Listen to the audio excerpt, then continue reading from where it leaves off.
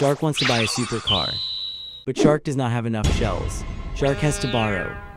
But in reality, what is debt? It is using the shells of the future today. For example, shark borrows 100 shells today. In return, shark must repay 110 shells later. 100 is the principal. 10 is the interest. The price of time, the price of risk, the price of trust. That is debt. Shark can only borrow when the lender believes shark can repay. Without trust, there is no debt, because the essence of debt is not money, but commitment. A promise about the future that the borrower will return more money to the lender. Debt has two sides. If you borrow to consume, the shells disappear. If you borrow to invest, the shells can create more shells. Borrowing is not bad.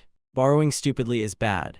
If used correctly, it is leverage. Like this, shark has 10 shells. Borrow another 90 shells. Shark does business with 100 shells. If the return is 20%, shark earns 20 shells. Not just 2 shells compared to the original 10 shells of capital. Leverage amplifies profit, but if there is a 20% loss, shark does not lose 2 shells. Shark loses 20 shells. Leverage also amplifies losses. There are 4 factors that determine debt. 1 is interest rate. The higher the interest, the heavier the burden.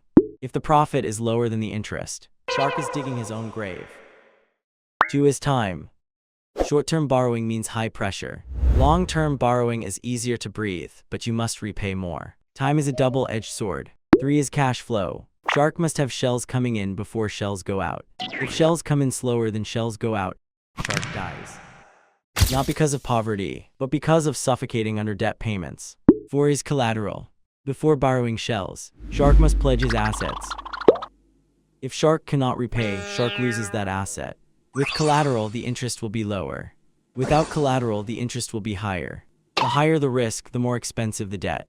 Many sharks think borrowing makes you rich quickly, but they forget one thing. Profit has limits. Loss does not. When shark borrows too much, interest starts eating shark alive. Therefore, a smart shark asks one question before borrowing. If the worst happens, will I still survive? If not, then do not borrow.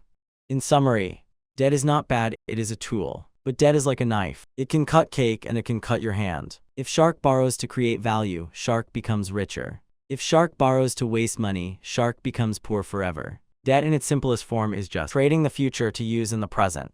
Use money wisely, because shark is all of us. The end. Remember to subscribe to the channel because it is free.